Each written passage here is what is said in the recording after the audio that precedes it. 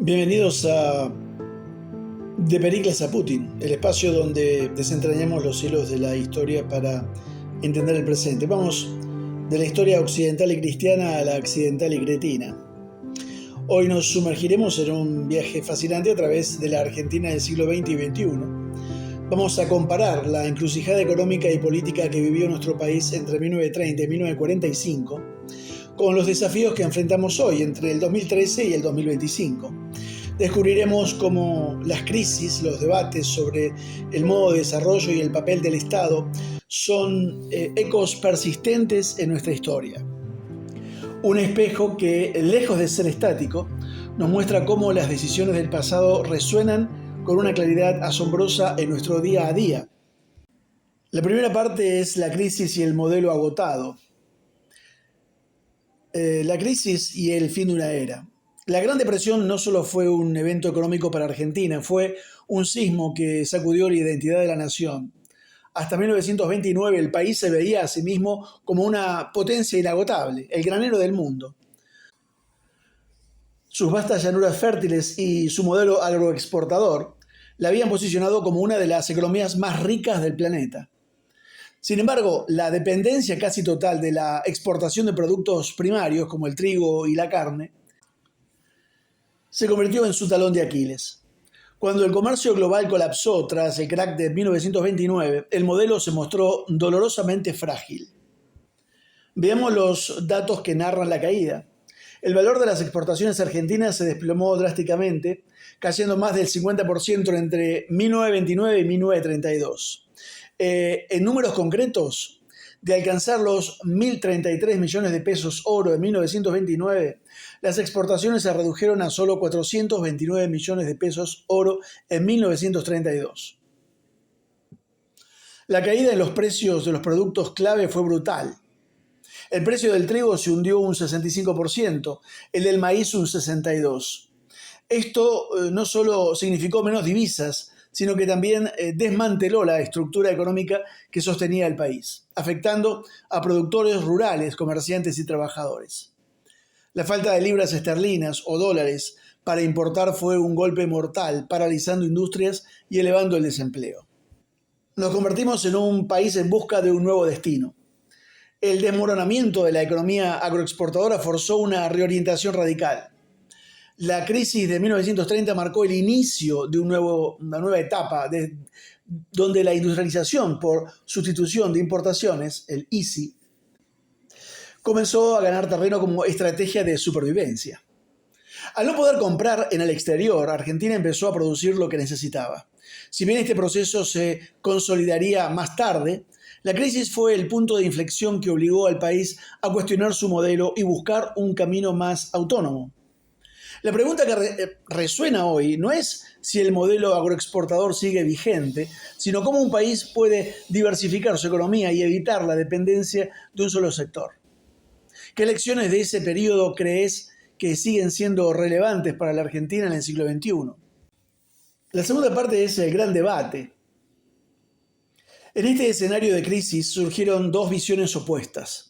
Por un lado, el Plan Pinedo de 1940, una propuesta innovadora que buscaba industrializar el país, pero manteniendo la apertura económica y reorientando nuestras relaciones hacia la nueva potencia emergente, Estados Unidos. Pinedo entendió que el mundo había cambiado, que el poder de Gran Bretaña estaba en declive y que el futuro dependía de una alianza con Washington. Su plan proponía fomentar las exportaciones industriales, diversificando mercados y rompiendo el viejo esquema triangular de comercio exterior entre Estados Unidos, Gran Bretaña y Argentina. Pero su plan, aunque visionario en lo económico, fue derrotado políticamente. Los intereses en pugna eran irreconciliables. Los ganaderos que vivían del comercio con Gran Bretaña, los sectores políticos opositores que acusaban de fraude al gobierno, y la propia obcecación conservadora que se negaba a forjar alianzas amplias, lo condenaron al ostracismo. El proyecto de una industrialización con apertura murió en el Congreso. Por otro lado, la idea de la industrialización por sustitución de importaciones, ISI, y el mercado internismo ganaba terreno.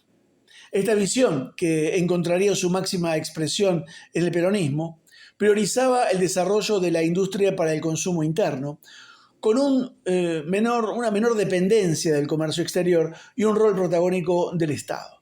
No se trataba de exportar, sino de producir localmente lo que ya no se podía importar. Era una respuesta autárquica y pragmática a la imposibilidad de importar bienes de las potencias en guerra. Dos caminos, un solo país y una decisión que marcaría las próximas décadas. Ahora en la tercera parte vemos el Estado como actor. El fracaso del Plan Pinedo junto a las crecientes presiones externas empujaron a una figura central a escena, el Estado. Durante la llamada década infame y de manera decisiva con la llegada del peronismo, el Estado dejó de ser un mero árbitro para convertirse en el principal motor de la economía. Impulsó la industrialización a través de créditos y subsidios, reguló el comercio y reorientó la producción hacia el bienestar social. Esta intervención, necesaria en un contexto de guerra mundial, sentó las bases de un modelo que prometía autonomía y una distribución más equitativa de la riqueza. El Estado, como gran ordenador o orquestador, definía las reglas del juego, como lo expresaría el ministro de Hacienda en 1942, Carlos Acevedo. El Estado había intervenido, dice, en forma cuantiosa para ayudar a la industria, al comercio y a la producción agropecuaria, reconociendo un rol que ya no tenía vuelta atrás. El mercado internismo se convirtió en la nueva doctrina. La prioridad era el pleno empleo y la satisfacción de las necesidades de la población, relegando la lógica de las exportaciones. Se crearon bancos de fomento y empresas estatales para la defensa nacional. Esta era una nueva concepción de la nación, un país que se protegía a sí mismo de los vaivenes del mundo exterior.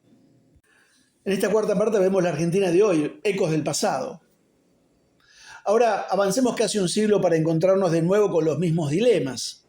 La Argentina de 2013 a 2025, al igual que la de los años 30, se enfrenta a una escasez crónica de dólares.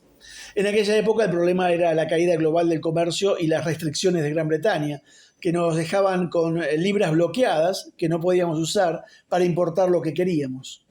Hoy la situación se repite. Las reservas del Banco Central se agotan, lo que nos obliga a imponer controles de importación y un cepo cambiario. Este debate entre abrir la economía para atraer inversiones o proteger la industria nacional con regulaciones es un eco del Plan Pinedo y el mercado internismo que vimos. Pinedo quería conciliar la industrialización con la apertura. Hoy algunos sectores claman por una apertura total para competir en el mercado global, mientras que otros defienden los aranceles y las cuotas de importación para resguardar el empleo y la producción local. La intervención estatal en la economía es otra vez el campo de batalla. En los años 30 el Estado compraba excedentes agrarios y creaba un sistema de crédito. Hoy la intervención se manifiesta en subsidios masivos a la energía y al transporte que distorsionan los precios, en controles de precios que afectan la cadena de valor y en un complejo sistema de regulación de divisas que ha creado múltiples tipos de cambio en el pasado reciente, algo que se asemeja a los controles de cambio que se empezaron a implementar en 1931. Pero quizá el paralelismo más impactante es la división política. En los años 40 la obcecación conservadora, como la llamaban, y la oposición radical, incapaces de dejar de lado la lucha política por el fraude electoral, hicieron que el Plan Pinedo, un proyecto de consenso, que ese proyecto no prosperara. Esa falta de diálogo y la priorización de la lucha partidaria sobre los proyectos de nación nos legó a un futuro de conflictos. Hoy esa división se ha bautizado como la grieta. Al igual que entonces, la falta de consenso imposibilitaba acuerdos de largo plazo.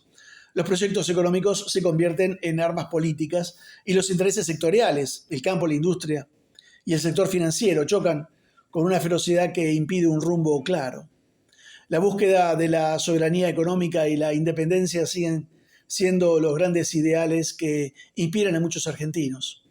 Pero las preguntas sobre cómo alcanzarlos en un mundo globalizado y volátil son exactamente las mismas que nuestros abuelos no lograron responder hace casi un siglo.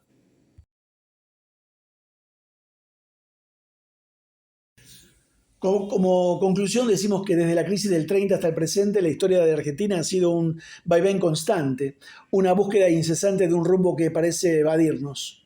Los dilemas que enfrentaron nuestros abuelos siguen siendo los nuestros. La disyuntiva entre apertura y proteccionismo, el debate sobre el rol del Estado y la profunda división política no son problemas nuevos, son los ecos de un pasado que se niega a desaparecer. El Plan Pinedo y el modelo agroexportador colapsaron por la falta de un consenso político, una lección que se repite hoy en la dificultad para construir políticas de Estado que trasciendan la grieta. El mercado internismo prometió un camino de soberanía, pero también generando una dependencia distinta, una vulnerabilidad a la falta de dólares que persiste en la actualidad. Entender estos ecos del pasado no es solo una lección de historia, sino una herramienta fundamental para construir el futuro. Nos recuerda que las soluciones a largo plazo no provienen de un solo sector o de un líder mesiánico, sino de la capacidad de escucharnos, de forjar alianzas y de anteponer los intereses de la nación a las luchas partidarias. Porque aunque el título de nuestro programa sea una metáfora de los grandes imperios, en el fondo siempre estamos hablando de nosotros. Hasta la próxima.